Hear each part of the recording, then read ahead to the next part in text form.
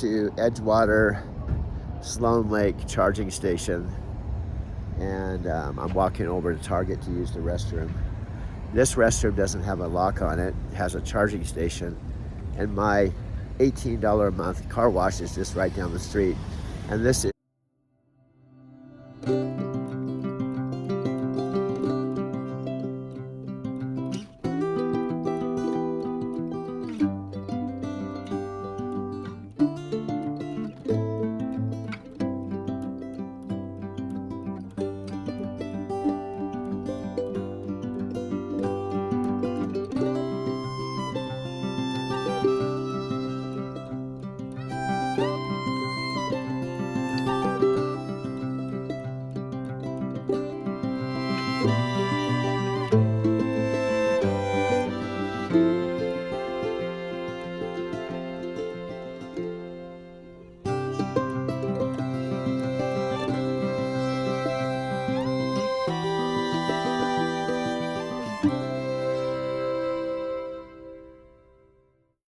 about 10 or 15 minute drive west of downtown. And the things I miss that you wouldn't think about because you're not me, since I have driven a truck, my last load was November 5, 2021, after 10 years with Knight Transportation, after having a 3-bedroom, 2-bath house with no rent or mortgage that my parents owned. And my last car I had was a 2017 Subaru Impreza. So I had a house with no rent or mortgage that I called home for 10 years. I had a job that I loved with Knight Transportation for 10 years. I had a Subaru I paid cash for. I had $20,000 saved. I saw my mother and father every single month. Starting in Big Bear, my first trucking job, I saw my mother and father. My dad was, when I was 55 when I started, he was 75. So I saw my mother and my father every single month for my home time. Now, when I was here, to give you a perspective, I'm making my descent to exit 745. It's Weed, California, and I'm either gonna park right by the Starbucks, which is right around the corner. Most likely there's parking there right by the Starbucks, and then there's a parking lot directly across the street. It's a beautiful day here in Weed, California, and up in Mount Shasta area. I've got about 3 more hours or so left today to work since I started so early. Beautiful day. I'm going to turn right here. It looks kind of busy. See where I can park. And then I'd probably get a Starbucks coffee and hit the road again. Just kind of a quick pit stop here in Weed, California. There's a Pilot right up the street here. And it looks like the Starbucks, kind of the parking lot, is kind of full, though it looks like I can get in there. There's a dirt lot right there. It's not normally this busy. You see the highway. The topic I want to talk about now, that is this.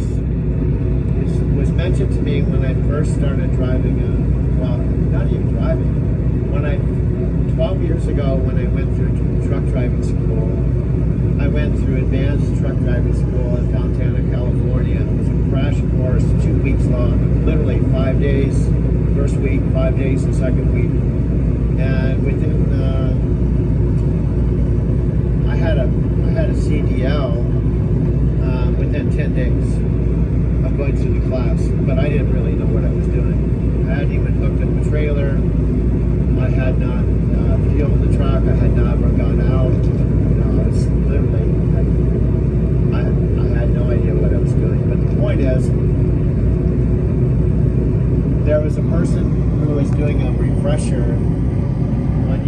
haven't driven a truck in a while, but you have driven before, they have you do a refresher course and go for truck driving school again. And the truck driver said that you have to understand that truck driving, over the road, OTR, truck driving is not just a 8 to 5 job. It's not just a job or an occupation or a career. You aren't just learning the things you need to do to be a truck driver. It is a lifestyle. And it's kind of like a subculture. I don't know the exact number. You might want to Google and find out, but I've tried to figure out how many truck drivers there are that make keep the freight moving throughout the country. But I thought it was something like 3 million, 3.5 million trucks. I live in Colorado from August 1990. At age 37, I lived here 18 years. I drove a taxi, drove a limo, drove my own car.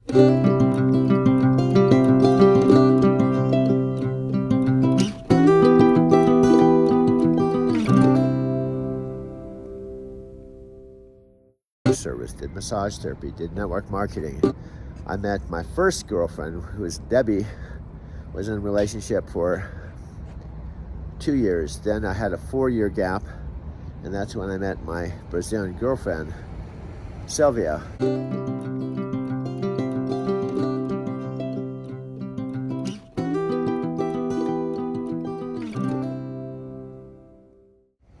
In the spring of 1998. In other words, I had a lot of history here, but eventually I gave that up, all of that up, and took a train out to Southern California, and that was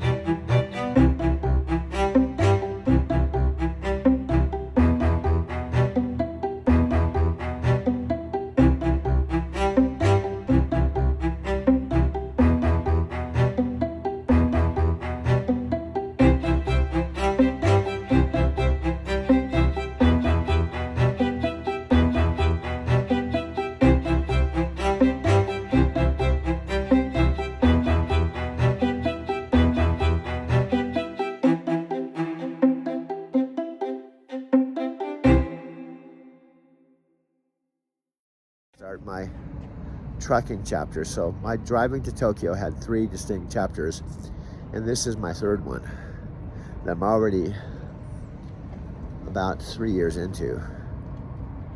And I'm 71 years old, and it's March 28th, 2025. And I missed my 3 weeks paid vacation with Knight. I had 3 weeks paid vacation, one of which I used to go to Japan and ride the subways, the bullet trains, stay at Airbnbs. I did every fall and every spring, so I could go in the fall, which was the first time, 18 years after seeing Sylvia for the last time, April 20th, 1999. I had no idea that 18 years later, I would be driving a truck with Knight Transportation, and I didn't see that coming. And then I would go to Tokyo for my 3 weeks paid vacation, which would lead me going there 5 times. Story, not the exact train, but this Amtrak train, there's a train called the California Zephyr that goes, I think, through Wyoming and ultimately across Nevada and over Reno and into Sacramento. Oddly enough, the California Zephyr train takes the same route I used to take in my truck from our Reno yard, and when you drive over Mount Donner Pass, this train, that's where I think this is going. But when I went to California, I took a bus from this train station to New Mexico and took a train just like this from New Mexico through Winslow, Arizona, all the way to basically the Los Angeles area, and that's where my dad picked me up in Laguna Beach. But I took a train just like this when I left Denver, Colorado, January of 2009. So it's kind of cool. And plus, footnote, what I loved about Japan is I took the bullet train, Shinkansen. I bought passes, and I loved the subways. And one of the reasons I went to Japan 5 times is because I rode exclusively on the trains. I only took one cab the whole entire time I was in Japan. The rest of the time, I took nothing but subways and bullet trains. So that's why it's kind of cool to live by a train station, because I love Japan and I love the trains, and I have trains right here. And this train station's been here since 1881, I think, 1880, something like that. So I just thought I'd take this video on my way to Whole Foods this morning. And while I was walking below the Tokyo Skytree, which is the world's tallest freestanding tower, thinking, I'm in Japan, I should probably get back involved with that Nichiren Buddhism. That's when I met Amy. I'm going to Target right now. I'll be back to tell the story in a few minutes. Stay tuned.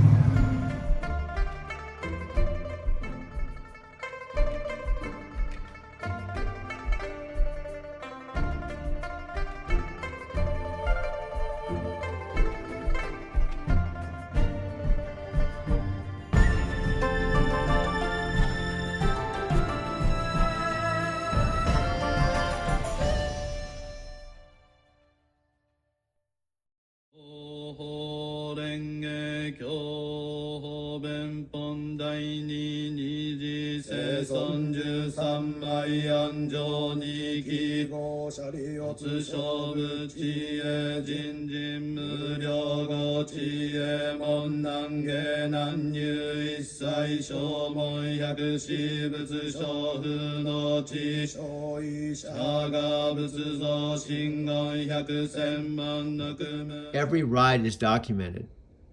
Like this week, all the way through when I started, I can go to my iPhone and go to ride number 1, ride number 2. I could go to any time this last 2 years and look at all the rides I picked up, the time I picked them up, the time I delivered them, how much I made that day. It's all documented. Yeah, so in the iPhone, in your phone. Yeah. So what's good is for accountability to think, how did I, cause and effect? How did I get in this situation? And I can go back to when I sold my Prius, and then I worked in the summertime, and I can look at all the weeks and days of the summer and go, oh, no wonder I'm doing bad. Look at these weeks. Look at this day. Look at this week. I only worked $50, or I only worked 5 hours. It's a good way to hold you accountable, to understand your accountability. So everything is documented. Yeah. the situation. Yeah. So you can say, okay, I take responsibility because the reason I'm in this situation is because this summer when I sold my car and I paid all my bills, I paid my rent, I paid everything. Oh, you have to go? You're leaving? But anyway, my point is, it's all good. You're leaving the temple. Now, so I live in this small room. I want to show you the Hongyoji temple. Oh, okay. Oh, okay. なんだっけ? But in the early morning, is there any customers? Oh yeah, there's customers. There's customers 24 hours a day. That sometimes it's slower than others, you know. But also, the app tells me the best times to work. The app is a very good app. So you're walking into the big room? No, I left the room now outside. Oh, you're outside. Yeah. Do you remember the Hongyoji building? Oh yeah. Are you actually walking to the train? ほら、本行寺、こんな感じで。Oh wow. The 本行寺 name. Yeah. 本行寺。で、sky tree maybe sky tree. Oh wow, there's a sky tree. Wow. Wow, there's a sky tree where we met. Show me that again. Look how close that is. Wow. And here's the front door. Wow. Wow, this make this. Yeah.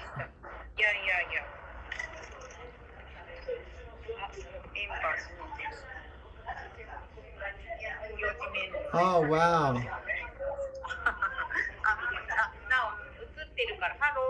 Hello. Konnichiwa. Konnichiwa. Happy New Year. Konnichiwa. Wow. Hello. Hello. ダグラスさんって言ってもらっていいですか？ダグラスさん、こんにちは。ダグラスさん。Hello. Hello. Hello.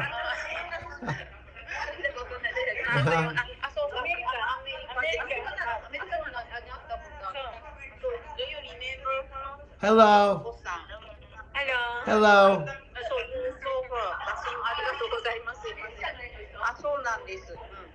いや、あれ？トラックのね。そう、トラックの方です。あれ。Oh, wonderful. So she remember about you. Oh. You truck driver. She remembers. Yeah, she looked familiar. Yeah.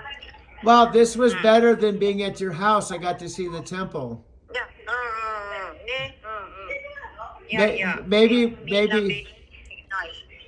Maybe we could do the temple meetings more often. Sometime.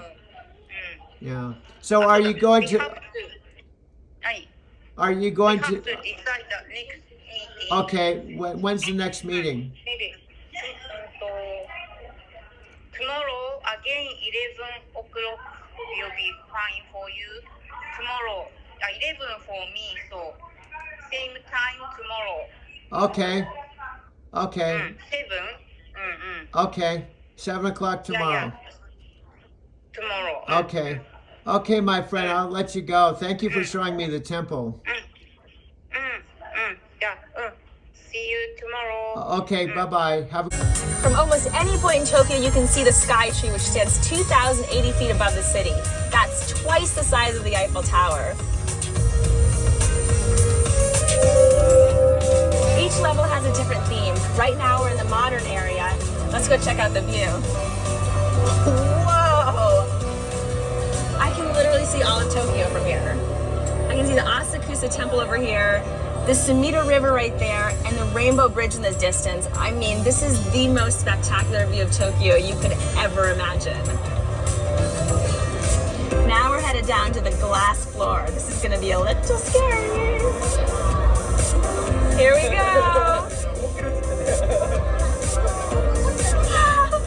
We are so far up here. Holy cow. I have finally reached the highest observation point at 451.2 meters. Not only can I see Tokyo, I can see up to 70 kilometers in the distance. The Skytree is a must-see. You get a 360-degree view of the city, something you will never forget. I've got this worn-out hat, which was brand new when I was driving a truck.